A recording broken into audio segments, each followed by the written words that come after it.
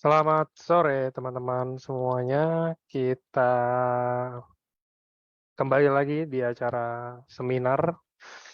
Jadi teman-teman, kita emang adain seminar kesehatan rutin setiap minggunya di hari Sabtu yang bakal bahas segala macam topik-topik tentang kesehatan. Dan kali ini kebetulan kita akan bahas yang dari minggu-minggu sebelumnya juga kita ada bahas. Cuman ya kita emang berada beda-beda lah, dokternya beda, pembahasannya tentunya beda, ya kan? Dan materi-materinya pun berbeda. Jadi hari ini temanya ini uh,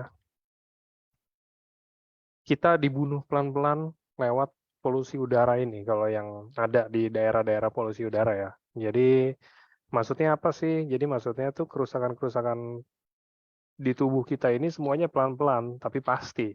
Jadi pasti ada kerusakan, pasti ada yang nggak bener lah gitu loh karena polusi. Kalau kita nggak nge-treatnya dengan benar, kalau kita nggak makan yang sehat, kita nggak tidur yang cukup, kita nggak minum air yang rutin, kita nggak olahraga mungkin atau apa gitu loh. Jadi akan merembet dan ujung-ujungnya akan berakibat fatal buat kita. Oke, nah jadi hari ini kita ada seorang speaker. Speakernya ini seorang dokter pastinya yang akan bahas buat kita semua juga yang akan bantuin kita semua biar lebih tahu lagi, biar lebih berwawasan luas lagi tentang polusi udara ini. Jadi teman-teman langsung aja ini sudah ada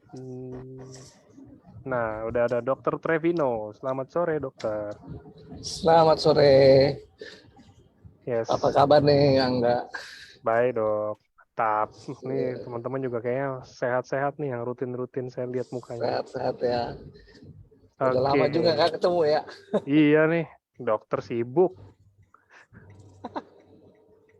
Oke, jadi itu yang tadi pembahasan saya dok tentang polusi udara yang menyebabkan kematian mungkin pelan-pelan ya. Ya sebenarnya itu rada ekstrim sih, cuman ujung-ujungnya kan ke arah sana ya dok ya. Maksudnya berakibat fatal kalau nggak di-treat bener ya. Iya. Jadi penyakit-penyakit yang kronis, ada penyakit-penyakit kronis itu bahkan ada yang menimbulkan kematian. Teman-teman kan pasti tahu tentang kanker lah itu atau gagal ginjal itu. Pelan-pelan kejadiannya tapi ya pasti kematian. Oke, siap. Oke, kalau gitu boleh mungkin langsung saya share ya dok ya. Ya. Oke, selamat siang teman-teman semua. Semangat. Hari Sabtu lancar, semua masih aktif ya, mau belajar dan belajar terus.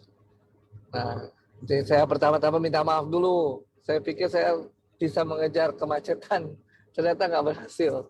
Jadi saya bicaranya dari mobil di sini, tapi mudah-mudahan tetap bisa terdengar bagus dan teman-teman tetap bisa belajar dengan baik.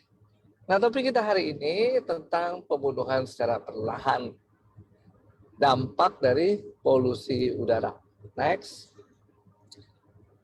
Teman-teman sudah kenal mungkin sebagian, apa yang belum kenal, saya Trevino Pakasi, saya seorang dokter yang keahliannya dalam bidang kedokteran keluarga dan layanan primer. Lalu di dalam keahlian saya ini salah satunya memang kami membahas timbul dan berkembangnya penyakit di luar tubuh manusia. Nah, di luar tubuh manusia ini mekanismenya bisa macam-macam ya. Mekanismenya antara dari udara. Nah, kita akan bicara mengenai timbul dan berkembangnya penyakit ini, dan ada beberapa materi. Kita bicara pertama tentang udara, tentang kebersihan udara dan sebagainya. Kemudian kita juga akan bicara tentang kondisi yang ada seperti apa sih, lalu pengaruhnya kenapa gitu ya ke dalam tubuh kita, dan kira-kira kita bisa membuat atau apa yang bisa kita lakukan supaya kita tetap bertahan ya. Nah, mungkin nih dari pendahuluan ya, kita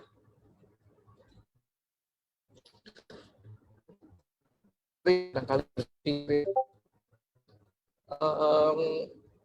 kalau lihat ini kayaknya banyak dengar ya, kita dengar anak-anak muda sekarang udah sakit darah tinggi, ada yang diabetes, ada yang bahkan masih kecil-kecil ya. Anak-anak juga banyak yang udah kanker. Bahkan juga kita sering merasa berpikir, kok udara sekarang lebih panas gitu ya dibandingkan dengan dulu, apalagi kalau mungkin yang umurnya udah pada senior banget, ya pernah merasakan dulu misalnya lebih teduh. Saya ingat dulu kalau ke Bandung, saya mesti bawa jaket kalau ke Bandung ya. Ke puncak dingin banget. Ya, ini kalau saya ngomong bicara Jawa Barat ya, mungkin teman-teman yang lain ada yang sudah pernah punya pengalaman di Jawa Barat, ada yang belum. Tapi yang pasti kayaknya ada perubahan nih gitu ya. Lalu kemudian banyak yang penyakit aneh-aneh. Dulu kayaknya nggak ada nih penyakit seperti ini, kok sekarang ada ya. Contohnya aja, ada teman saya katanya alergi nasi. Waduh, saya juga sampai bingung. Padahal makanan kita nasi ya, tapi dia katanya alergi nasi. Ya, kalau dilihat-lihat nanti ternyata bukan cuma nasi, ada gluten. Barang apa itu? Dulu nggak ada, kenapa sekarang ada? Kenapa dulu ada autoimun, sekarang dulu nggak ada autoimun, sekarang ada gitu ya. Dulu kalau dengar autoimun tuh kebayangan penyakit lupus kalau pernah dengar ya. Udah tuh berat banget. Sekarang puluhan ternyata penyakit autoimun ya. Jadi ada kondisi-kondisi yang kita lihat, aduh, kok kayaknya nggak sama seperti dulu ya. Kalau misalnya yang sekarang sudah cukup senior 50 tahun ke atas ya, mungkin mendengar penyakit-penyakit kayak darah tinggi, kanker itu untuk usia-usia yang apa namanya sudah cukup tua ya. Ini sekarang masih muda-muda udah stroke gitu ya. Apa sih yang terjadi nih? Lanjut, next.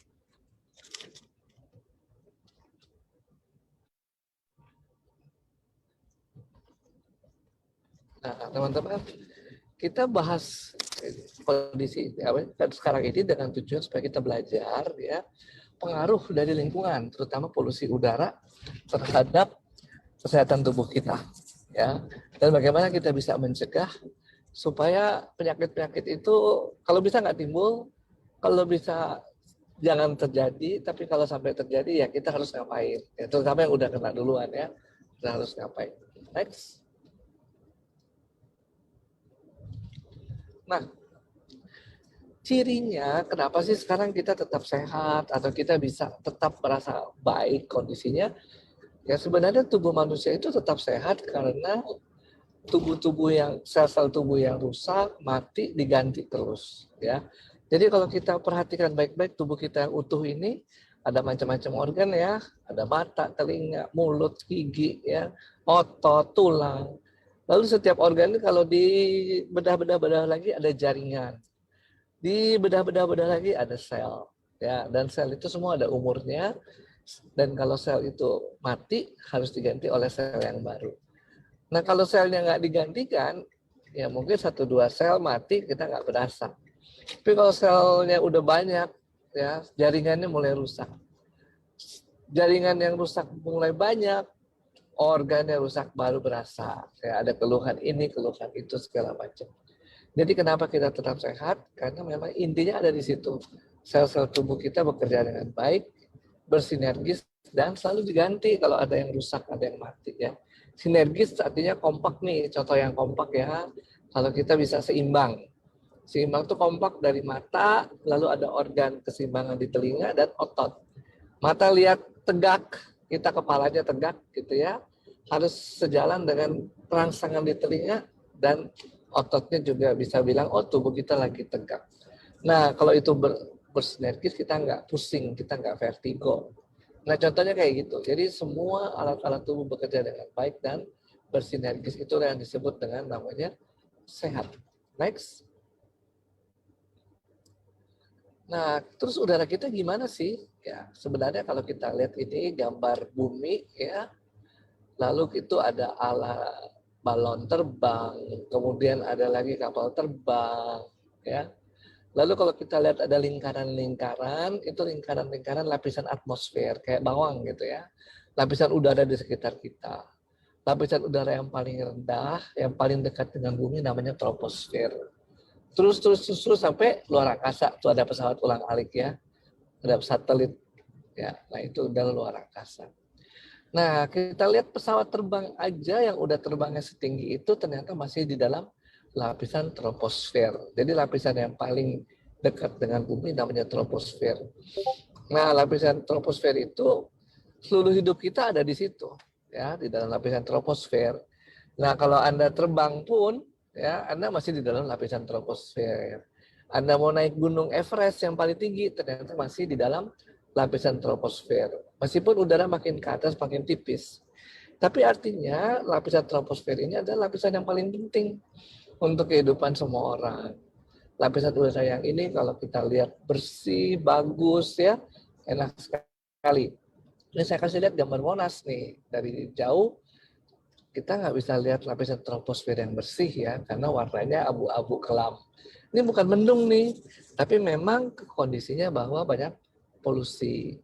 Mungkin kalau sempat ingat waktu zaman-zaman COVID, semua orang lockdown, nggak boleh ke kantor, nggak boleh ke sekolah. Ada berita-berita bilang langit Jakarta bersih berwarna biru ya. Sekarang langit Jakarta back to normal, kembali warna abu-abu. Nah, lapisan troposfer ini yang menjamin kehidupan kita, konteks Jakartanya kotor, ya, penuh dengan warna abu-abu ini. Dan ini nggak ada pilihan lain, kita harus hirup, bener nggak? Ada yang mau tahan napas, nggak bisa udah lama tahan napasnya, paling semenit aja, ya. Tetap kita harus hidup nih lapisan udara yang sedemikian kotornya. Lanjut, next. Nah, udara kita ini kalau dilihat sebenarnya yang paling besar adalah kandungannya nitrogen, ya, yang warnanya ungu ini. Lalu 20%-nya oksigen dan 1%-nya lagi adalah gas-gas lain. Gas-gas lainnya adalah gas-gas yang memang nggak dibutuhkan buat kehidupan. Contohnya hasil pembakaran ada namanya CO, karbon monoksida, ada CO2, karbon dioksida, ada nitrogen dioksida, nitrogen trioksida, ada sulfur, ya, sulfur dioksida, itu semua benda-benda yang 1% tadi. Tapi 1% kayaknya kecil banget ya, nggak masalah. Cuma kan kita lihat volumenya volume segede bumi ini, ya. Dari 1% meskipun katanya sedikit, tetap aja itu jadi gede karena volumenya segede bumi ini. Sampai ketinggian ketinggian 8.000 ya, 8.000 meter dari permukaan laut lebih ya. Itu ketinggiannya Gunung Everest, ya. 1% sampai ketinggian seperti itu ya banyak juga, ya. Gas-gas yang kita nggak perlu, dan gas-gas ini menimbulkan masalah-masalah dalam tubuh. Dan kita harus hirup, mau nggak mau ya, asap kendaraan di depan kita, apa semua ya kita hirup. Asap dari pabrik, ya semua menyebar. Orang bakar sampah, orang merokok, ya mau nggak mau kita harus hirup. Ya meskipun itu cuma 1%, ya tiap hari dihirup terus, ya kan? Tiap hari masuk terus dalam tubuh kita, gimana? Ya, next. Nah, nih kita lihat nih, ya. Jadi sejak tahun 2023 awalnya udah dibilang, waduh polusi di Jakarta meningkat, ya. Dan ini bukan gambaran Jakarta aja, ya. Ini gambaran dari macam-macam lokasi juga di seluruh Indonesia, cuma nggak ada fotonya aja. Ya, kalau misalnya teman-teman melihat udara di langit-langit, apa kita lagi cerah nih misalnya, kita lihat langit warnanya abu-abu, ya berarti ini kemungkinan besar adalah polusi, ya bukan mendung. Ya. Kalau langitnya biru, cerah, berarti nggak ada polusi ya. Nah itu sekarang udah jarang banget nih kelihatan di kota-kota besar. Dan itu sudah banyak terjadi, disinyalir ada di seluruh Indonesia, terutama di kota-kota besar yang memang penduduknya banyak, aktivitas kendaraan bermotor tinggi, dan sebagainya. Next. Nah, apa sih yang terjadi dengan dampak polusi udara ini? Anda bisa lihat bahwa udara ini ya ada partikelnya. Jadi memang kita nggak bisa lihat, kita nggak bisa pegang seperti benda padat lainnya gitu. Tapi tetap ada partikelnya, ya. Dan partikel itu bisa masuk ke saluran napas. Kemudian zat-zat polutan yang juga ada di udara itu juga bisa masuk ke dalam saluran napas, bahkan kemudian sampai ujungnya, ya. Di ujungnya itu. Dan sehingga zat itu masuk ke dalam pembuluh darah. Dari pembuluh darah kemudian bereaksi ke seluruh, dia ikut peredaran darah ke seluruh tubuh, kemudian masuk ke sel-sel tubuh dan bereaksi dengan molekul-molekul yang ada di dalam sel tubuh. Sehingga kemudian terjadi apa? Polutan ini menimbulkan zat yang namanya oksigen reaktif. Kayaknya bagus ya oksigen. Oksigen bagus. Benar, kalau oksigen tuh O2 bagus. Tapi kalau oksigen reaktif, kalau teman-teman rajin baca, dalam lambang kimianya ditulis min. Gitu ya. Nah, kenapa? Karena ada elektron yang kurang. Dia disebut reaktif. Ya. Sehingga dengan dia reaktif, dia merusak molekul-molekul yang lain. Dia cari elektron lagi gitu ya. Kekurangan elektron dia. Nah, elektron dia cari, kemudian dia rusak molekul yang lain supaya dia ambil elektronnya. Nah, ini kemudian menyebabkan fungsi sel terganggu. Kenapa? Ini karena molekul-molekul yang misalnya enzim buat pencernaan, enzim buat mengolah karbohidrat, enzim buat mengolah protein, dirusak oleh si polutan ini, ya, sehingga mengganggu. Kemudian fungsi sel terganggu, akhirnya terjadi sel-selnya rusak. Ya, dan sel-sel rusak itu kemudian meluas, jadi jaringan yang rusak, meluas lagi menjadi fungsi organnya yang berkurang. Ya, akhirnya organnya juga menjadi rusak. Ya, dan kemudian sakit, makin parah dan terjadi kematian. Kira-kira stepnya seperti itu jalannya. Kenapa kemudian dari polutan ini, polusi udara, seseorang bisa sakit dan sampai meninggal. Next. Nah, ini kita lihat kenapa. Kenapanya adalah ada polutan ya, masih ingat ya, di udara tuh banyak sekali zat polutan. Kemudian dihirup ke dalam tubuh kita, ke dalam paru-paru kita. Kita harus napas. Nggak ada pilihan lain, kita mau naik setinggi apapun, kita masih di dalam lapisan troposfer. Ya, dalam lapisan troposfer itu 1% isinya udah polutan. Ya, sehingga kemudian kalau dibilang 1% yang kecil, tapi sebenarnya kalau kita lihat volumenya yang gede juga, ya. Semua umat manusia yang tinggal di daerah terpolusi kebagian yang 1% itu, ya, mau nggak mau kebagian. Nah, Anda bisa lihat bahwa udara itu tadi sudah saya sampaikan, emang kita nggak bisa pegang, gitu ya, kita nggak bisa raba, ya, karena partikelnya jauhan. Lain dengan benda padat, kita bisa raba karena partikelnya dekat banget, rapat banget, ya. Kemudian partikel yang agak rapat namanya air atau benda cair. Itu kita nggak bisa genggam, kita nggak bisa, tapi kita bisa lihat wujudnya. Ya, kita bisa raba wujudnya. Meskipun kita nggak bisa pegang seperti benda padat. Nah, udara ada partikelnya, cuma partikelnya berjauhan, jaraknya jauh-jauh.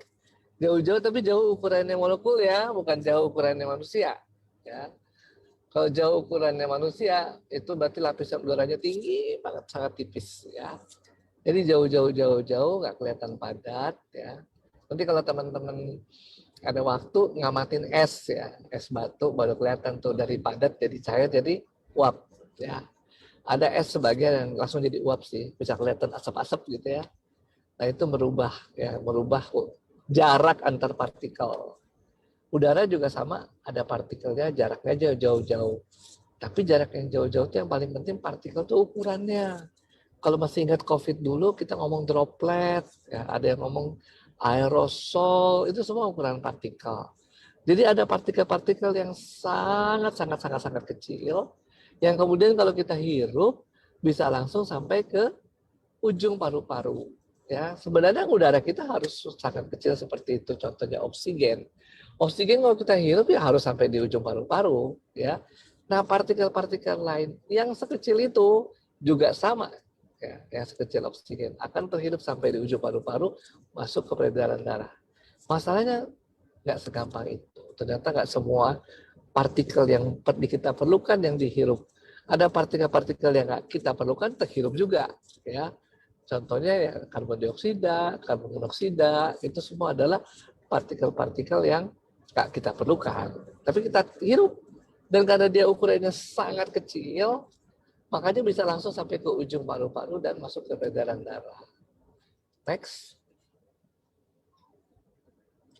Nah, jadi tadi sudah Anda lihat bahwa setelah partikelnya masuk ke dalam peredaran darah, dia akan merusak sel, merusak jaringan, dan akhirnya organ tubuhnya juga terganggu. Sehingga kemudian kita mesti ngapain dong? Ya. Nah, kita udah dengar tadi bahwa polutan itu menimbulkan stres oksidatif atau oksigen reaktif ya. Oksigen reaktif ini oksigen yang sangat merusak. Nah, kalau gitu kita mesti bikin antinya dong, namanya antioksidan. Kalau kita minum antioksidan, kita akan membantu mengurangi dampak dari oksigen reaktif ini, stres oksidatif yang ditimbulkan oleh oksigen reaktif ini. Nah, antioksidannya apa saja sih? Waduh, banyak.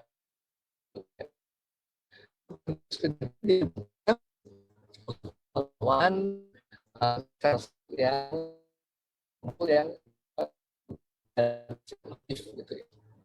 Nah, kemudian juga yang kita perlukan adalah ada energi dan makanan yang cukup ya sehingga bisa dimanfaatkan tubuh untuk masih ingat ya regenerasi sel tadi di awal saya udah bilang kalau kita sebut sehat apabila sel-selnya bisa terregenerasi dan kemudian berfungsi lagi seperti sel-sel dewasa yang mati. Nah, sel-sel yang sudah mati ini harus diganti tadi sudah dibilang. Jadi kemudian untuk sel meregenerasi diri perlu dong hormon pertumbuhan. Jadi sel-sel tubuh kita ini ada yang komando, namanya hormon pertumbuhan. Hormon pertumbuhan bilang, udah banyak nih sel usus yang mati, ayo bikin baru. Nah, udah banyak sel darah mati, ayo bikin baru. Udah banyak sel kulit yang mati, ayo bikin baru, misalnya. Itu hormon pertumbuhan ya, dia bisa lihat seperti itu. Kemudian secara khusus lagi ada hormon yang dibentuk misalnya dari urin ya, yang tujuannya untuk perbaikan jaringan. Misalnya orang anemia ya, ada hormon yang diproduksi oleh ada sel-sel di ginjal. Jadi kalau misalnya HB-nya turun berarti itu akan terpicu tinggi kemudian masuk ke sel-sel ginjal lagi akhirnya jadilah dia yang baru ya, sel-sel darah yang baru. Oke. Jadi perbaikan sel menyebabkan perbaikan jaringan menyebabkan perbaikan fungsi organ, sehingga orang kembali sehat. Nah itu kira-kira jalannya bagaimana dampak polusi udara, kemudian juga kesehatan kita ya dipengaruhi oleh polusi udara. Nah yang penting juga bahwa kemudian kalau kita mau melawan atau menangkal dampak dari polusi udara itu antara lain kita menggunakan antioksidan gitu. Kemudian meningkatkan regenerasi sel. Regenerasi sel ini memang berjalan secara alami ya menurut kebutuhan tubuh kita. Kita hanya bisa secara alam sadar mengetahui bahwa sel butuh gitu dan kemudian kita jangan bikin sel kita stres gitu ya. Jangan kita nangis terus sel kita stres gitu ya. Kemudian juga yang penting bahwa perlu makanan yang cukup. Pertumbuhan itu tidak cukup hanya dipicu, di-trigger, ayo mau, ayo, gitu. Nggak cukup kayak gitu. Bahan bakunya mesti ada. Kalau kita suruh dia bikin makanan, kalau kita suruh orang misalnya ya, pembantu kita suruh beli makanan atau bikin makanan pecel, gado-gado gitu. Kan dia nggak mesti jadi sendiri, mesti ada sayur-sayurnya, mesti ada kacang. Sama seperti itu juga. Kalau kita bikin dalam tubuh kita hormon untuk meningkatkan produksi sel, untuk melakukan regenerasi sel, ya maka kita harus sediakan bahan bakunya. Nggak mungkin Anda bisa cuma dengan SOP tanpa bahan baku, Anda bisa kemudian menyelesaikan masalah. Ya, karena yang bahan baku ini harus ada. Kalau nggak bisa dong bikin sel baru. Ya. Oke. Nah ini polusi udara dan bagaimana kita mencegahnya. Ya, tadi mencegahnya dengan membentuk regenerasi sel supaya tidak terjadi kerusakan organ dan jaringan. Oke, next.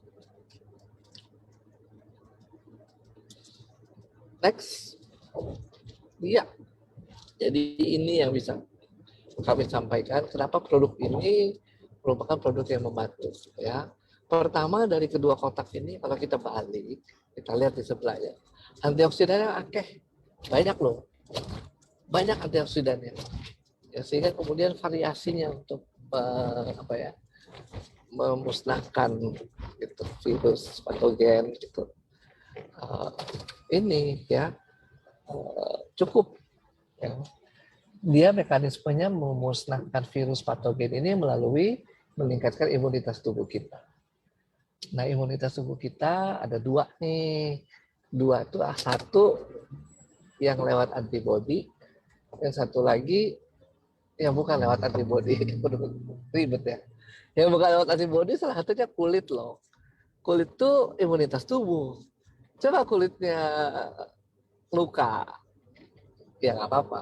Tapi kalau lukanya banyak atau lukanya luas, jadi demam. Kadang-kadang ya jadi demam. Loh itu kenapa? Karena jadi infeksi. Ada perang di situ, ada radang di situ. Ya.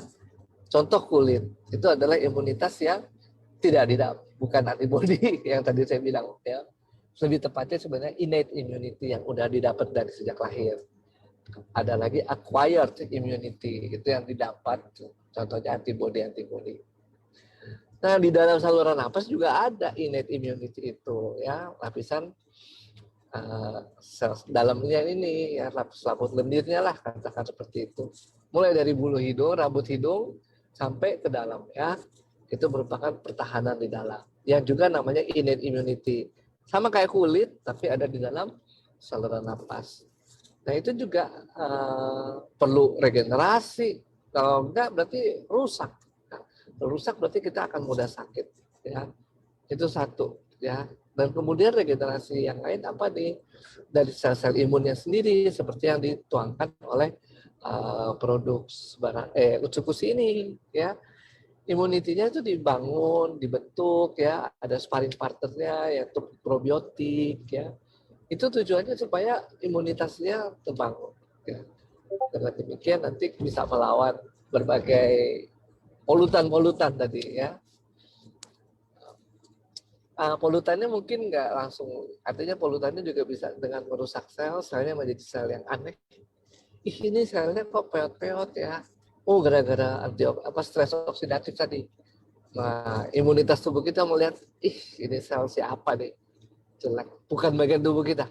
Dibunuh ya, oleh sel itu ya, oleh natural killer cell. Itu jadi contohnya kerjanya melalui mekanisme imunitas kita, kerjanya melalui seperti itu ya, melalui pembentukan sel imun. Tadi ada antioksidan, kemudian mulai pembentukan imun, yang berikutnya juga adalah melalui regenerasi sel ya. Jadi sel-sel yang baru dibentuk terus sehingga kemudian jaringan tubuh kita selalu awet muda dan siap menghadapi bermacam-macam polutan. Ya. Jadi itu teman-teman, ya kita udah belajar polutan, kita belajar udara yang bersih seperti apa, kemudian dari situ kita harus ngapain. Ya. Makanya kita perlu antioksidan, kita perlu meregenerasi sel-sel tubuh kita. Tapi bukan cuma satu-satunya, karena teman-teman juga membutuhkan makanan yang bergizi. Karena bergizi atau gizi seimbang itu dibutuhkan tubuh untuk misalnya membelah sel, membentuk sel-sel baru, dan sebagainya. Oke, next. Nah, kira-kira ringkasnya seperti itu. Kita perbanyak ditanya jawab saja, teman-teman, supaya makin puas apa yang mau ditanyakan. Ya. Jadi, intinya udara kita makin kotor. Makin kotor dan polutan itu nggak bisa kita hindari, terhirup bahkan langsung sampai masuk ke peredaran darah. Sama kayak oksigen. Dengan masuk ke peredaran darah, masuk ke dalam sel, bikin sel-sel yang aneh-aneh, yang nyeleneh, dibunuh oleh daya tahan tubuh kita, akhirnya nggak tergantikan, akhirnya jadi penyakit. Nah, sekarang tujuannya kita makan produk-produk tertentu adalah supaya apa? Supaya kita bertahan. Kita bikin Utsukushi atau Subarashi, supaya kita antioksidannya ada. Antioksidannya itu melawan stres oksidatif. Ada peningkatan imunitas oleh Utsukushi. Tujuannya apa? Supaya dia bisa mencari sel-sel yang udah nggak benar, yang udah rusak, supaya dibunuh aja, gitu ya. Jadi itu yang penting yang kita perlu sampaikan. Barangkali teman-teman ada pertanyaan, silakan. Apa yang berkaitan dengan polusi atau mungkin secara tidak langsung berkaitan dengan polusi dan zat-zat antioksidan kita ini. Silakan.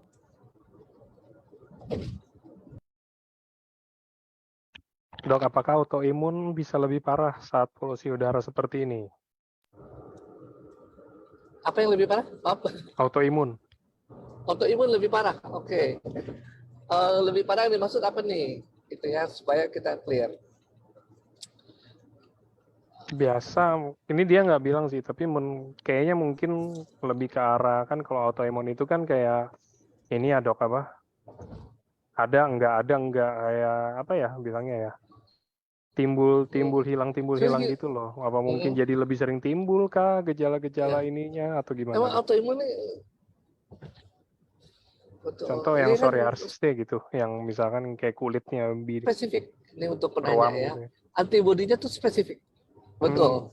Antibodinya spesifik ya. Kalau dia timbulnya ruam pada misalnya kulit gitu ya, spesifik. Ya. Jadi kalau antibodi ini timbul bukan karena apa namanya, perlu ada trigger lah, ada trigger ya, dan tapi ditahan atau disupresi oleh obat-obat yang diberikan oleh dokter untuk autoimun. Nah, keseimbangan itu yang paling penting ya. Kalau lingkungan secara umum mungkin nggak akan directly menyebabkan autoimun itu bertambah berat atau apa segala macam atau reaksinya makin banyak. Nah, dia lebih banyak lingkungan itu, apalagi udara kita dalam perjalanan kita ke arah saluran napas kita lah, masalah pernapasan kita yang lebih sering ya. Kecuali kalau ada autoimun yang kejadiannya di saluran napas boleh, itu mungkin terpengaruh oleh udara kita yang kotor ini. Itu sih jawaban saya. Tapi mau silakan loh kita diskusi supaya kita nangkep apa yang dimaksud dengan pertanyaan ini. Oke. Sembari nunggu mungkin nanti kalau ada penjelasan atau kurang jelas, nah kita bisa next ke berikutnya dulu ya dok ya. Oke.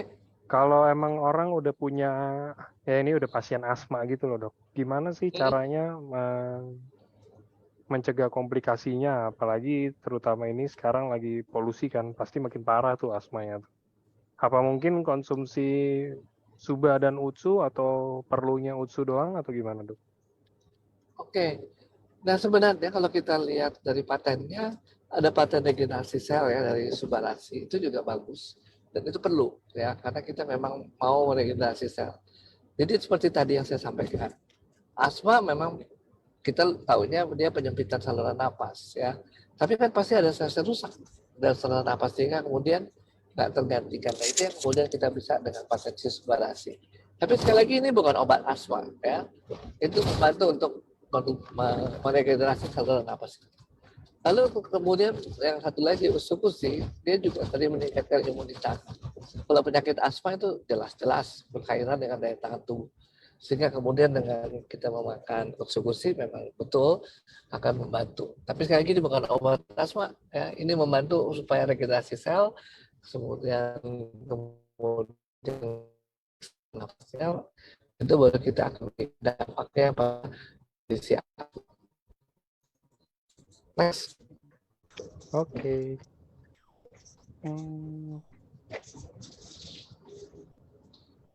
Dok, mohon dijelaskan bagaimana Utsukushi bisa membantu DNA repair, bahan aktif manakah yang berfungsi. Kayaknya kalau DNA repair itu kita lebih di yang Utsu Gold ya. Utsu Gold itu sirtuin itu ada di mananya ya dok ya? Sirtuin.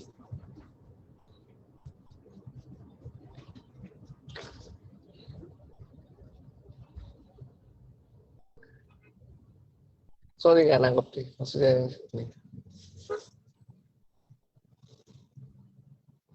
Halo? Ya, halo dok. Kenapa tadi? Kalau Ada yang tanya, kalau dari Utsukushi di bahan aktif yang apanya sih yang membantu mencegah kerusakan DNA gitu loh dok? antioksidan, kalau itu Oh sih. ya, oke, antioksidan. Antioksidan. Terus kita di situ punya bahan baku DNA, tapi bukan mencegah kerusakan. Itu bahan bakunya untuk membentuk DNA baru. Kalau Itu mencegah udah di kerusakan Utsu beda Gold, tidak. nanti mungkin kita ini Utsu Gold. Ya, Kalau yang Utsu biasa itu lebih ke arah, ya kalau salmon DNA apa segala macam kayak begitu ya, lebih ke arah untuk ini sih, apa, sel natural killer dan lain-lainnya. Itu ada yang di ya, Utsu Gold, nanti kita akan bahas lebih dalam mungkin ke Utsu Gold ya, yang untuk yang tanya. iya.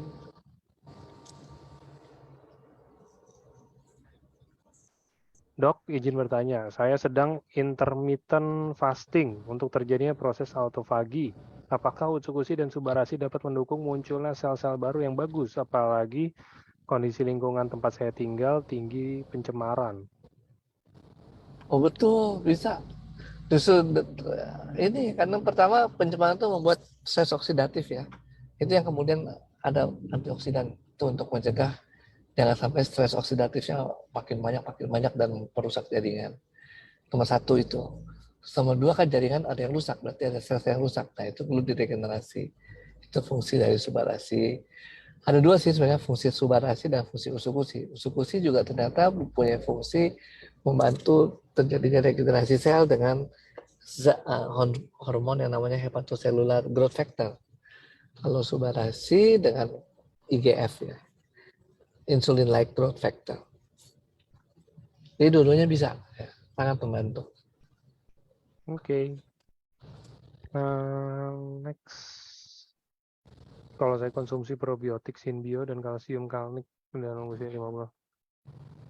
Ya mungkin dicoba aja untuk buros mah. Iya. Itu bisa aja karena keuangan tidak cukup untuk beli Suba dan Utsu. Ya boleh dicoba aja itu alternatifnya. Tapi tetap sih maksudnya kalau untuk Suba Utsu gini loh, kalau itu kan yang tadi konsumsi mungkin satu bahan aktifnya aja, tapi kalau mungkin konsumsi Suba Utsu ya kan ada bahan-bahan yang lainnya, jadi bisa bermanfaat untuk tubuh juga ada lebih manfaat ke yang lainnya gitu loh Bu. Jadi lebih bagus. Tapi kalau mau coba gitu nggak masalah. Ya mungkin kalau cukupnya konsumsi Synbio dan Kalnik doang ya nggak masalah bisa. Silakan dicoba. Oke. Iya, sebenarnya sih namanya dikit ya. Kenapa yang kadang-kadang produksi yang single-single itu ya cuma satu bahan aktif, kadang-kadang overclaimnya kenapa? Karena cuma satu bahan aktif. Padahal dalam tubuh manusia itu kompleks ya. Kadang-kadang juga kalau orang tanya sama saya, meskipun saya nggak mendalami yang lain-lain, tapi masing-masing yang ini bilang itu, yang ini bilang itu ya sesuai tadi, sesuai dengan apa yang dia bilang gitu. Tapi kemudian apakah sesuai dengan kebutuhan kita semuanya belum tentu juga gitu ya. Jadi tadi kalau Anda bilang kan silahkan coba aja ya, nggak apa-apa juga silahkan coba, tapi juga mesti dilihat bahwa di sini produk yang AFC sama SOP dan Subarashi SOP Subarashi dengan Usukushi ini nggak cuma satu bahan aktif gitu. Sehingga kalau dia bilang dengan bahan aktif yang macam-macam ini punya paten fungsi ABCD, emang betul karena ada bahan aktifnya banyak, bukan cuma satu biji.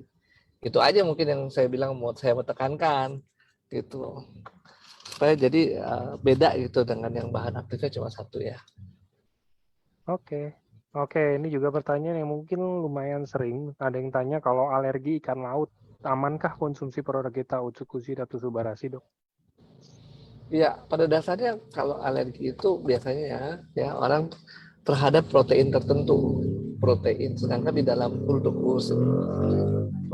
usus dan SOP Subarashi nggak ada protein di dalam. Jadi kalau ditanya aman, aman. Pasti aman.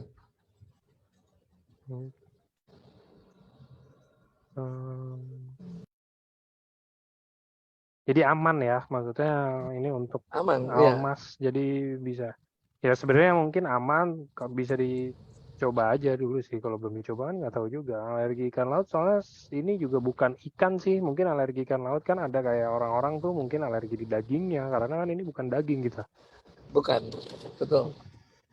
Oke, mohon penjelasan. Kenapa sakit batuk pilek sekarang ini lebih sulit sembuh? Wah, ini bagus.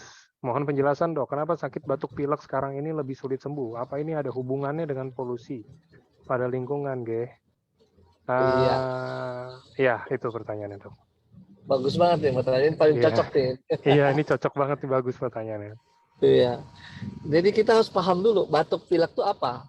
Batuk pilek itu adalah reaksi terhadap apa yang tidak seharusnya ada dalam saluran napas kita. Kalau misalnya ada sesuatu masuk ke dalam tubuh kita lewat hidung gitu, pasti pilek karena itu bukan sesuatu yang harusnya dalam tubuh kita. Ya, sesuatu itu apa? Bisa kuman, bisa penyakit, bisa zat-zat yang merusak lapisan dalam itu pilek. Batuk juga sama. Ada sesuatu yang nggak seharusnya dalam saluran napas harus dibatukkan. Ya, jadi kalau dibilang batuk pilek nggak sembuh-sembuh, berarti ada sesuatu yang terus merangsang sehingga orang itu batuk. Ya, merangsang sehingga dia pilek. Ya. Dan apa sih yang merangsang terus-menerus itu? Nah, ini yang kita harus cari nih. Apakah itu kemudian saluran napas kita mengalami iritasi, mengalami alergi, atau mengalami infeksi.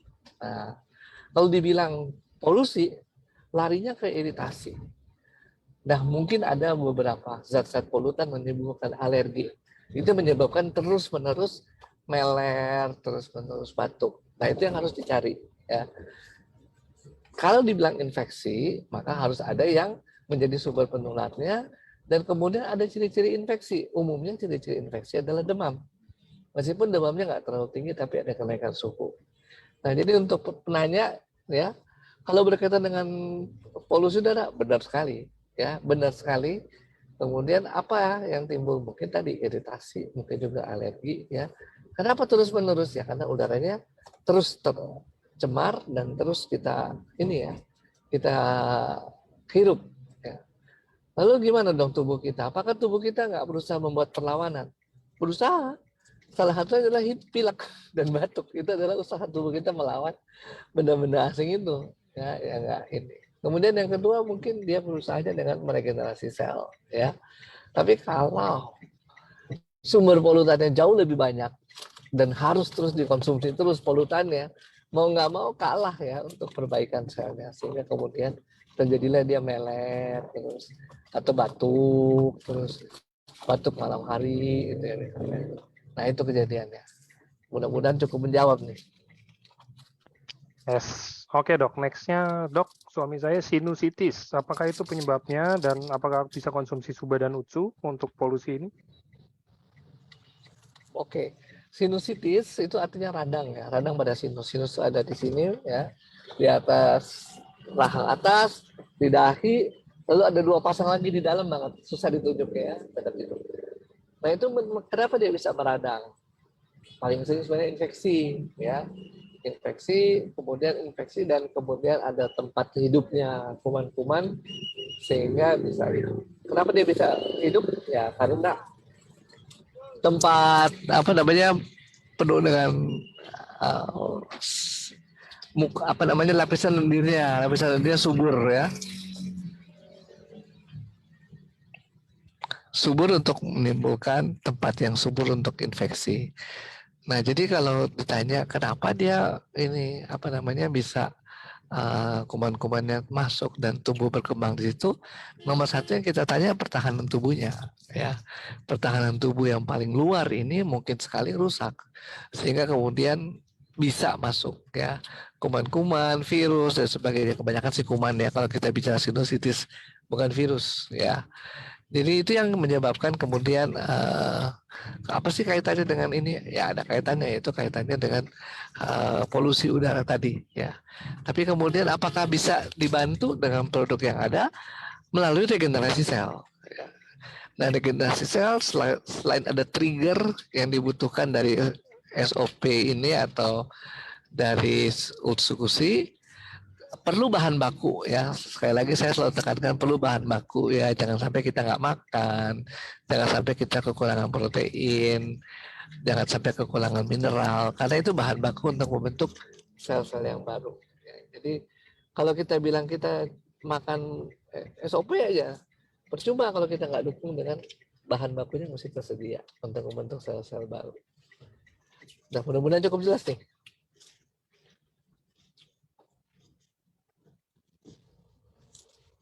Begitupun dibalik ya. Jadi kalau ada harapan apa, tapi masih konsumsi yang lain-lain, jangan yang disalahin produknya. Itu juga penting. Ya. Ini dibalik. Jadi Subarashi dan Utsukushi nggak bisa bekerja sendiri, harus tetap ada dukungan nutrisi dan pola hidup yang baik. Begitu juga kalau kenapa-napa, kayak misalkan ada sakit perut atau apa segala macam ya kan, harus kita cek juga ya, maksudnya kita konsumsi apa aja sih, apakah benar-benar kita cuma bersih perutnya konsumsi susu doang baru boleh klaim gitu, nggak masalah gitu loh. Walaupun sebenarnya ya nggak 100% juga. Kalau misalkan kita nggak tidur seminggu, kita nggak konsumsi apa-apa, nggak tidur seminggu, terus konsumsi suba kenapa-napa, ya itu karena Anda tidak tidur 1 minggu, bukan karena Subarashi dan Utsukushi gitu ya, kira-kira itu contohnya. Iya. Iya, betul. Jadi banyak faktor lah ya. Hmm. Dan rasanya jarang lah orang yang nggak makan sama sekali, cuma makan Subarashi aja. Iya, Benar benar nggak? banget. Benar banget.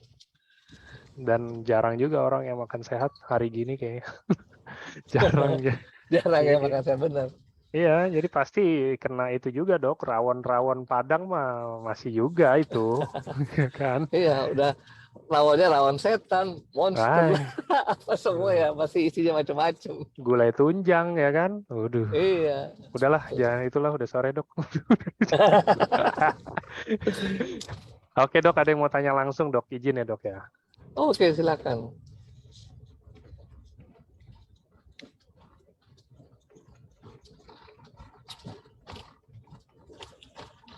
Selamat sore, Dok. Selamat sore. Ya, Dok, mohon maaf saya mau tanya untuk anak dengan umur 4 tahun dengan diagnosa pneumonia, batuk sesak itu untuk Utsukushi sama Subarasi bisa dikonsumsi, Dok? Oke. Em, pertama untuk tanya bisa konsumsi pasti bisa dan perlu. Yang kedua yang mesti juga diingat bahwa itu bukan pengganti obat. Jadi dia Iya, Dok. bukan untuk melawan virusnya atau segala macam. Lalu apa dong gunanya? Tadi ya, kalau misalnya kita menyimak baik-baik semuanya juga teman-teman ada namanya antioksidan. Orang yang sedang sesak napas, pneumonia itu artinya radang paru ya. Pneumonia itu radang paru, sesak napas orangnya. Berarti dia akan kekurangan oksigen. Karena dia sesak napas ya. Kekurangan oksigen akan menimbulkan stres oksidatif. Stres oksidatif itu yang perlu dilawan dengan antioksidan tadi. Jadi kalau ditanya nanti efeknya apa? Efek jangka panjangnya ketika dengan konsumsi ini dia mencegah kerusakan sel terlalu banyak, ya, mencegah. Dan itu kita suka lihat kemarin-kemarin nih kalau sempat ibu juga follow up orang-orang yang COVID-19 itu kan membuat radang paru yang pneumonia. Orang taunya badai cytokines ya. Iya, Dok. Nah, tapi ada orang-orang tertentu yang bisa survive yang mereka sudah konsumsi cukup lama. Bukan langsung sakit COVID langsung minum ya. Lain. Iya. Kalau yang rutin minum terus mereka survive. Bisa diikutin deh. Ya. Kebanyakan yang survive itu dari badai cytokines karena memang sudah minum secara rutin. Sehingga siap tubuhnya untuk melawan adanya kerusakan paru. Itu yang saya bisa tambahkan, Bu. Terima kasih. Ya, ya Dok, izin Dok, mungkin saya bertanya satu lagi. Ini kan keluarga saya ini kemarin-kemarin kan baru keluar rumah sakit. Dokter menyampaikan bahwa keluarga saya ini sakitnya itu adalah TB aktif dengan ada gangguan di jantung, Dok. Nah, sekarang keluarga saya ini sudah konsumsi obat program, Dok. Ya. Iya, Dok. Jadi untuk yang saya mau tanyakan, untuk Utsukushi sama Subarasinya itu konsumsinya itu per harinya itu satu saset aja atau lebih bisa, Dok? Lebih bisa. Yang dianjurkan memang 2 saset ya, pagi siang gitu sehari, 2 saset ya. Nah, 2 saset ini adalah kayak standarnya normal lah gitu ya. Kalau orang nggak ada masalah, kemudian untuk pertahanan kesehatan, 2 saset sehari. Nah, kalau kita lebih, apa yang kita targetkan? Itu dulu yang penting. Ya. Misalnya kita targetkan, wah supaya recovery-nya lebih cepat nih paru-parunya. Makanya kita makan Subarasinya lebih. Oke. Wah, makanan tapi harus ditambah juga dengan proteinnya cukup, karbohidratnya cukup. Nah, yang paling penting nih kalau TB-nya apalagi mungkin dewasa dan punya tekanan darah tinggi, Subarasi ini akan membantu mengontrol tekanan darah. Ada orang-orang yang TBC, kemudian terjadi masalah di parunya sehingga kemudian jantung harus pompa lebih kuat lagi untuk memasukkan darah ke dalam paru-paru. Itu namanya hipertensi pulmonal. Nah, ini Subarasi boleh bisa bekerja di situ. Membantu supaya peredaran darah di paru-paru ke paru-paru dari jantung itu berjalan dengan baik sehingga tidak terjadi komplikasi-komplikasi yang tidak kita harapkan. Iya dok, berarti Mudah-mudahan dok, clear itu ya. ya baik dok, berarti kalau misalkan yang sekarang lagi konsumsi obat programnya itu nggak apa-apa ya dok? Nggak apa-apa. Maksudnya bareng-bareng minumnya dengan Utsukushi atau Subarasi. Oh iya dok. Boleh. Ya, Kalau siap. khawatir dengan ini efek samping atau apa, atau ternyata ada ini ya, dibikin jarak setengah jam sampai Baik 1 dok, jam. siap dok, baik dok. Iya dok. Ya, makasih banyak ya dok. Sama-sama, Ibu.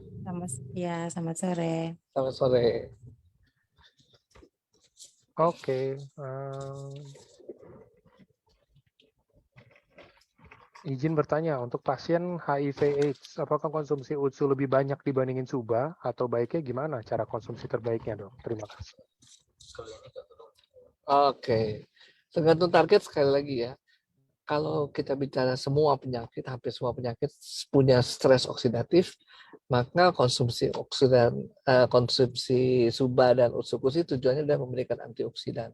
Dan sekali lagi antioksidan itu akan membantu mengurangi efek gitu ya, mengurangi efek perusakan jaringan. Itu yang paling paling standar lah katakan untuk itu.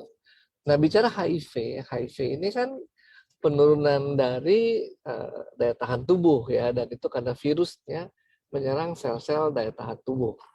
Jadi kalau kita tujuannya adalah untuk membasmi virusnya, nah itu harus diperkuat sebenarnya dengan obat anti HIV-nya sendiri ya.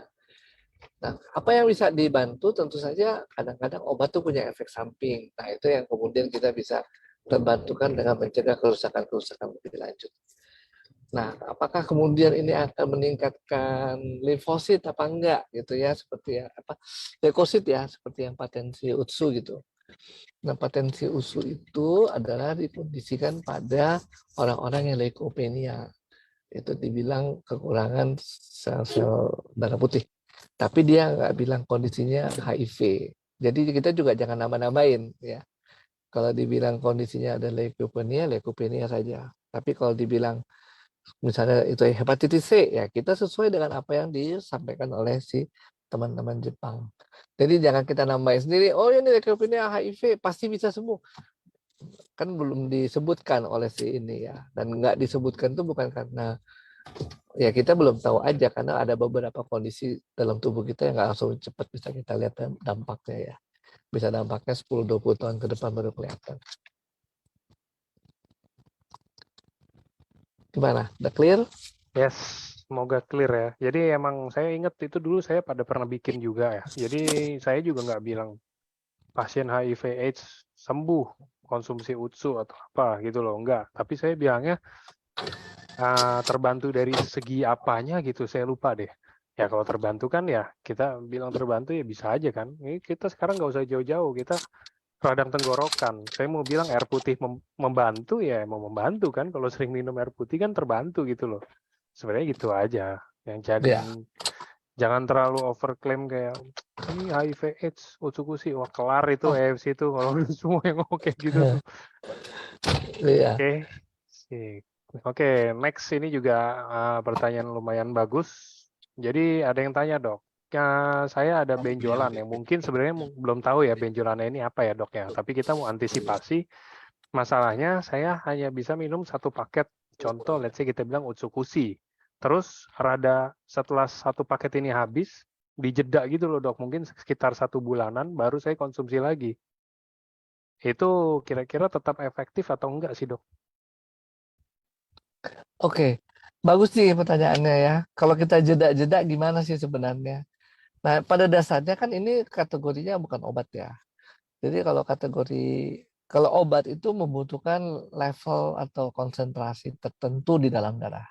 Kalau ini sebenarnya kategorinya makanan sehat atau minuman sehat. Sehingga sebenarnya kita jeda baru beli lagi ya nggak masalah. Karena dia bukan sesuatu yang membutuhkan konsentrasi tertentu di dalam darah. Dia akan bekerja sesuai dengan fungsinya gitu pada saat kita konsumsi.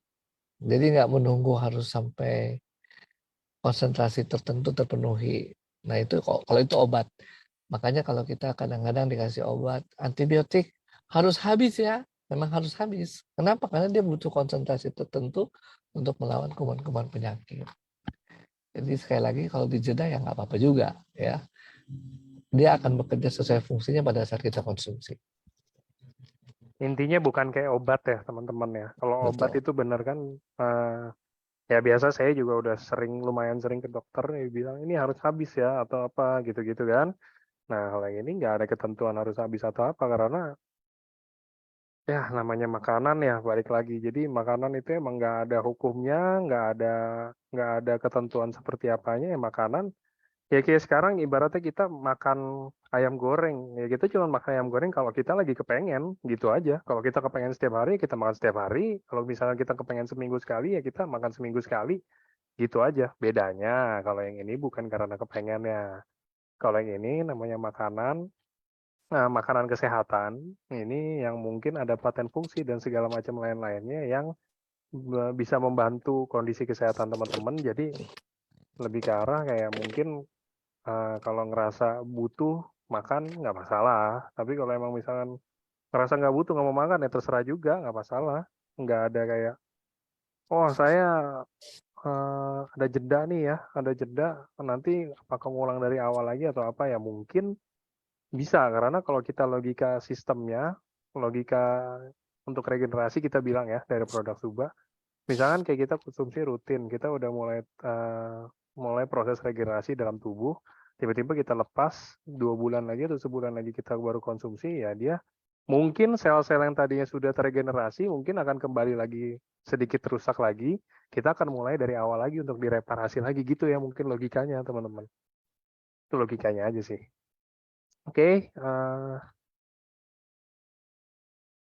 Dok ini ada yang mau tanya lagi langsung. Silakan. Oke.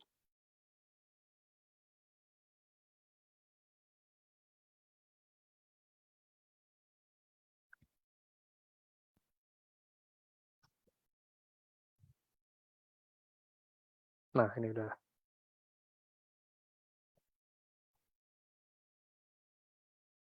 Silakan, udah unmute kayaknya kayak ini. Bentar.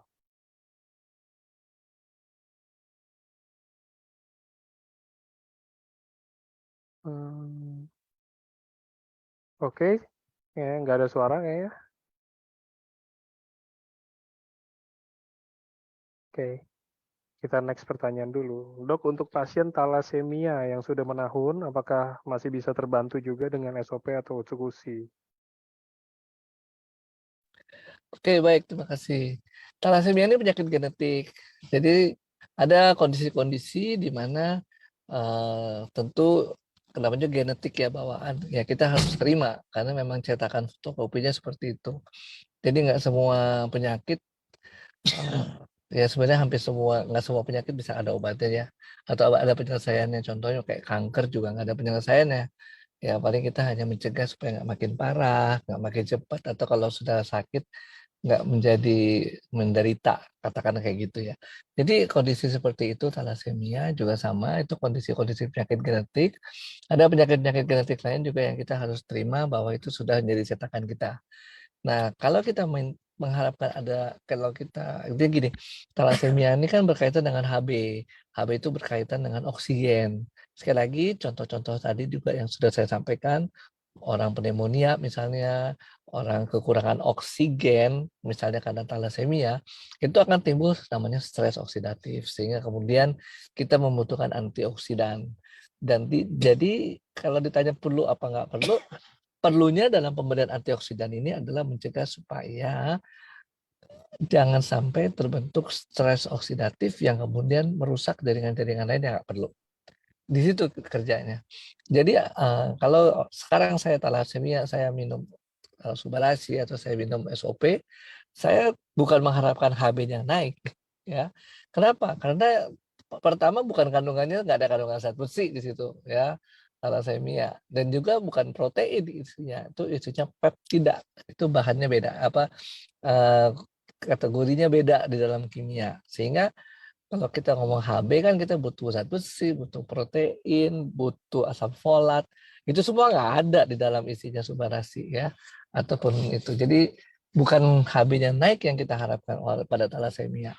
Tapi yang kita harapkan efek samping mungkin dari transfusi yang terus-menerus atau mungkin karena kekurangan oksigen yang relatif rendah tapi kronis, itu yang ditanggulangi. Jadi itu yang kemudian orangnya akan lebih fit, lebih segar mungkin ya, dan lebih apa ya katakan bisa tenang, bisa tidur baik dan sebagainya. Karena efek samping dari transfusi yang terus-terusan misalnya atau mungkin yang lain itu diatasi dengan pemberian antioksidan.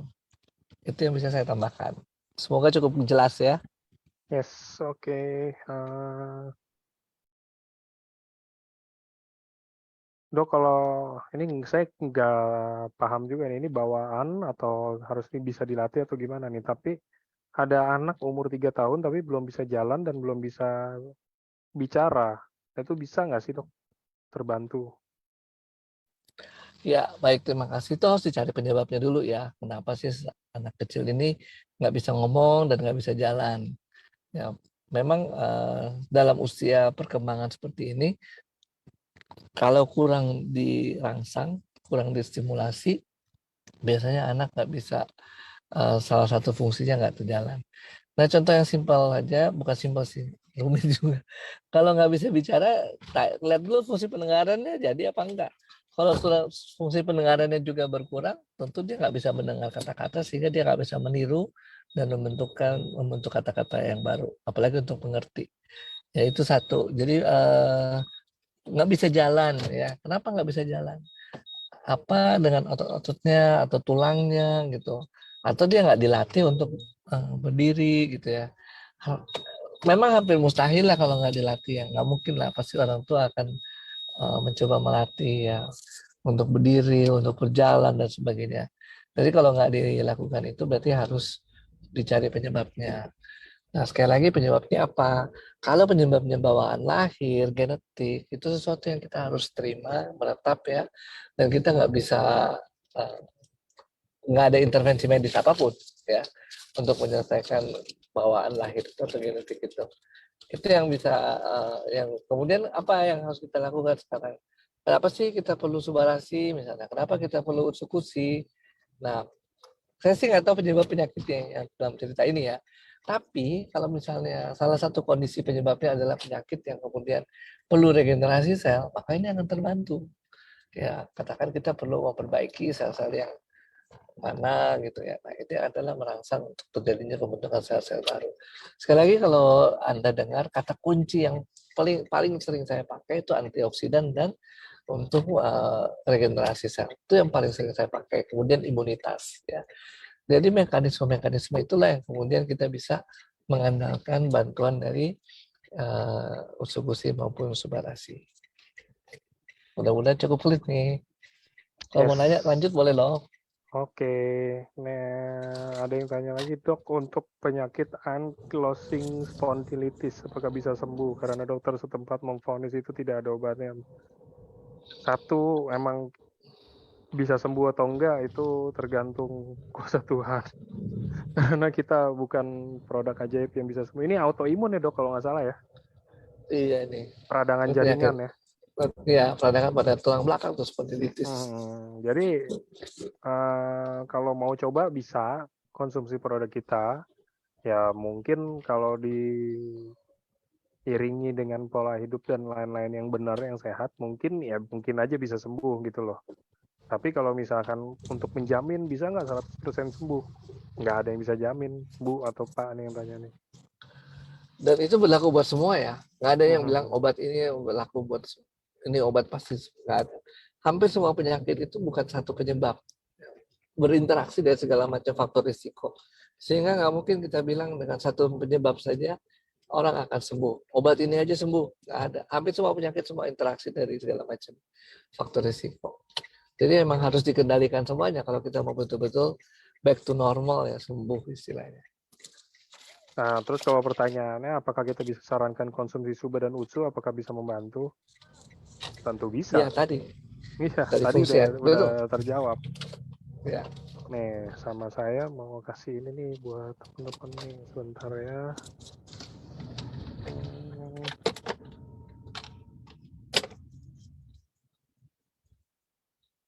Hmm, Oke.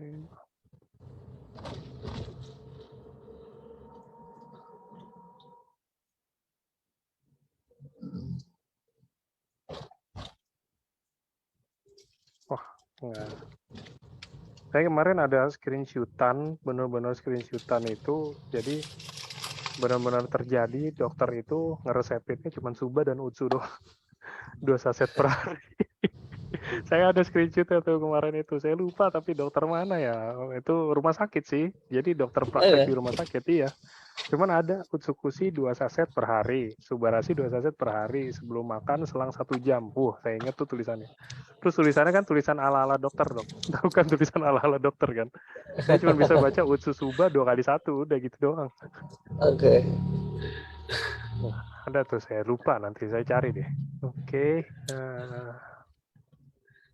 Nah, kalau untuk restorasi genetik DNA saat bayi masih dalam kandungan, sang ibu konsumsi utsu. Oh, ini bisa mencegah ya dok untuk penyakit turunan kalau misalkan bayinya masih di dalam kandungan, terus ibunya yang konsumsi subar atau utsu dok. Ini pertanyaan kan? Bisa terbantu Oke. kan? Maksudnya bisa terbantu nggak kalau kayak gitu? Kalau di secara kedokteran tadi ya, template-nya ini memang buatan Tuhan, dikasih template DNA ini ya, kita kadang-kadang teorinya masih terbatas lah gitu ya. Meskipun juga ada yang bilang, oh semakin dini kita terapi akan semakin baik ya. Nah, kalau kita mau perbaiki template-nya ini dari sedini mungkin, terus terang sih mungkin kalau dari bacaan yang saya dapat ini, saya belum dapatkan keterangan itu ya dari Jepangnya. Memang ada bilang, oh ini membantu dalam hal genetik dan sebagainya. Nah, yang kami pahami memang genetiknya ini adalah genetik epigenetik nih, kalau mungkin pernah dengar tentang epigenetik. Jadi bukan yang benar-benar asli cetakan dari ibu dan bapaknya, tapi yang terjadi perubahan genetik karena pengaruh lingkungan. Nah, yang kejadian dalam kandungan bisa terjadi memang karena pengaruh lingkungan, ya, apalagi semakin dini gitu ya, kena exposure, sehingga katakan misalnya orang yang mengalami infeksi itu kadang-kadang memang terjadi kerusakan DNA, kemudian merusak jaringan bayi ya, sehingga terjadi penyakit. Jadi sekali lagi kondisinya tergantung ya, jadi nggak bisa kita mau bilang pasti bisa, pasti enggak. Ini artinya gini, lingkungan dalam kandungan itu juga lingkungan. Kerusakan bisa terjadi sejak dalam kandungan, dan itu misalnya karena pengaruh lingkungan, itu lebih secara ini lebih logis untuk kita menggunakan utsukushi. Tapi kalau kerusakan genetiknya memang sudah itulah anugerah yang diberikan Tuhan, itu mungkin kita harus terima. Ya pun dari dalam kandungan kita mungkin nggak bisa mengubah macam-macam. Kira-kira bisa dibedakan ya. Jadi yang kerusakan dalam kandungan karena pengaruh lingkungan, termasuk infeksi yang paling sering, itu secara logika ini bisa dibantu. Tapi kalau kerusakan yang merupakan anugerah dari Tuhan, sudah tidak bisa diganti lagi. Gitu ya, supaya clear. Gitu. Oke. Kalau untuk anak kecil, let's say kita bilang bayi, usia balita gitu loh dok, itu kira-kira udah butuh produk nggak sih dok maksudnya? Atau boleh-boleh aja kalau mau dikasih gitu loh dok. Ini kayak ada pertanyaan, usia 1 tahun ada masalah dengan jantung. Boleh nggak dikasih? Ya, kemungkinan nih kalau penyakit jantung bawaan nih. Nah sekali lagi nih, kalau kita memberikan produk ini lebih kaitannya dengan kalau persiapan mau operasi. Kalau penyakit jantung bawaan ya, mau operasi. Ada lagi penyakit jantung karena infeksi, tapi itu nggak 1 tahun tuh. Biasanya umurnya masih remaja, umurnya udah remaja baru kemudian kelihatan masalah jantungnya. Nah, dari sejak kecil kalau memang itu daerah yang berisiko infeksi pada jantung, boleh dikasih itu. Nah, teori-teori terakhir ini lebih banyak ke arah justru ke anak-anak yang mengalami kebutuhan khusus ya. dengan teori tentang apa namanya ini mikrobiom ya, tentang apa namanya ini probiotik ya, kemudian sumbu perut otak. Nah, justru di situ sekarang ini lebih banyak. Jadi kalau ditanya butuh apa nggak butuh, yang lebih beresiko terjadi masalah-masalah itu mendingan minum gitu, atau bukan lebih beresiko, mungkin dari sekarang udah 1 tahun masih kok belum bisa ini ya, belum bisa itu ya, atau nggak bisa konsentrasi, udah minum aja dulu ya, jangan tunggu entar dulu ya. Kalau orang tuh udah mendeteksi gangguan perkembangan, ada kemungkinan nggak klop ya antara umur sama kemampuan bayinya atau balitanya, kasih dulu aja untuk penanganan pertama, karena banyak teori sekarang yang berkebutuhan khusus itu berkaitan antara aksis ya, sumbu yang menghubungkan perut dengan otak gitu. Ya, itu yang kemudian kita harus coba antisipasi, dan itu bolehlah kasih. Tapi kalau Oke, semuanya aman-aman aja sih, ya, saya juga nggak apa-apa. oke.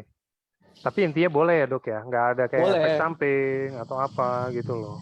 Enggak. Karena Sama balik lagi kan, kalau itu. kita nggak ada kimianya juga gitu loh. Itu Betul. Malah anggap, kalau katakan hidup di daerah polusi seperti ini ya kasih aja lah. Polusi banyak ya kan, antioksidannya bagus-bagus kok. Kasih aja daripada tunggu sakit. iya, anggap aja empasi. Iya, betul. Asal takarannya pas sebenarnya sih, jangan ya maksudnya gini juga, jangan kayak balita terus dikasihnya sama kayak lagi tuh ada kan yang konsumsi misalkan UTSU 8 contoh. Bayi jangan dikasih kayak begitu juga lah gitu loh maksudnya. Semakanan-makanannya. Banyak banget tuh mah. Iya. Iya, takarannya yang pas aja. Kalau saya mengutip dari kata dokter siapa ya saya lupa lagi itu dari takaran terkecil aja sih kalau untuk yang bayi. Oke. Kalau bisa setengah saset atau gimana gitu. Oke. Tetap setelah ASI eksklusif ya, 6 bulan Hmm. pertama tetap ASI eksklusif itu. Ya. Wajib ASI dulu ya dok ya? Setelah 6 bulan wajib ASI eksklusif.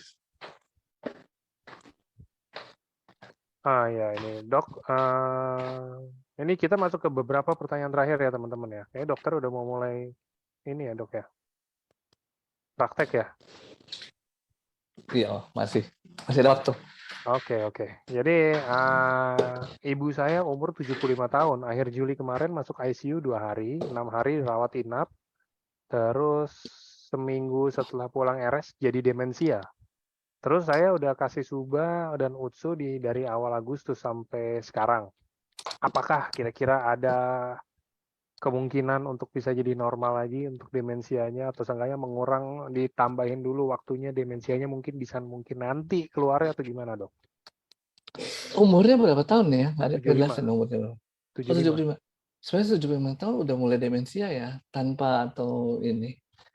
Udah mulai proses demensianya. Nanti mungkin saya perlu diperjelas dulu nih. Soalnya apa karena sebelum masuk ICU nggak terobservasi, kan 75 tahun orang udah pasti demensia lah.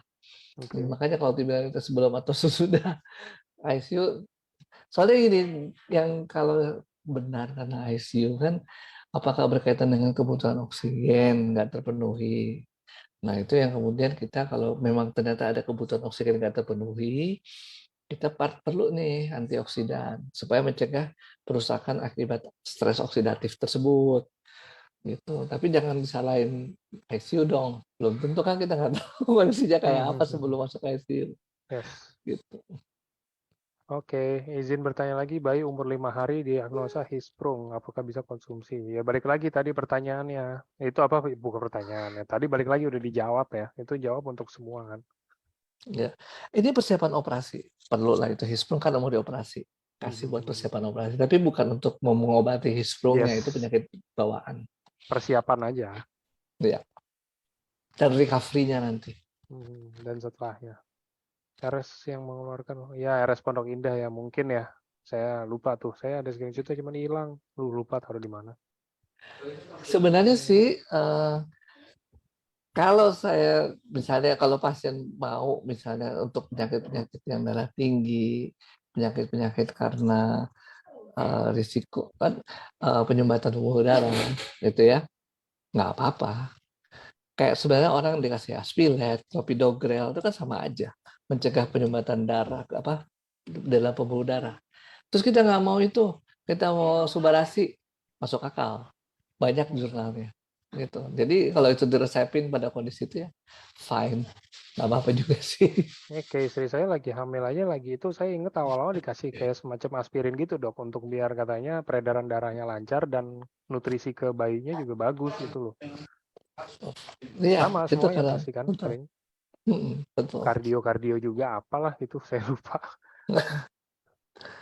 Iya betul. Itu jadi emang Bisa aja itu kondisi. kalau mau dirubah kan kalau emang dokternya mungkin ada kenal produk kita juga ya bisa aja diganti Iya, jadi itu gitu kan. Sebenarnya kan bisa. tergantung dari dokter yang menangani aja. Betul. Mungkin yang aspirin nggak enak, nggak suka di perutnya nggak enak gitu ya.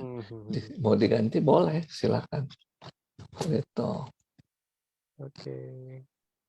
Oke, mungkin udah nggak ada yang mau tanya lagi. Pas habis, terima kasih semuanya. Ya kan? Terima kasih juga untuk Dr. Trevino untuk waktunya hari ini. Sama-sama. Terima kasih juga untuk kesempatannya. Siap. Oke, terima kasih semua teman-teman. Selamat beraktivitas, Dok. Dan selamat weekend buat teman-teman semua. Selamat sore. Selamat sore.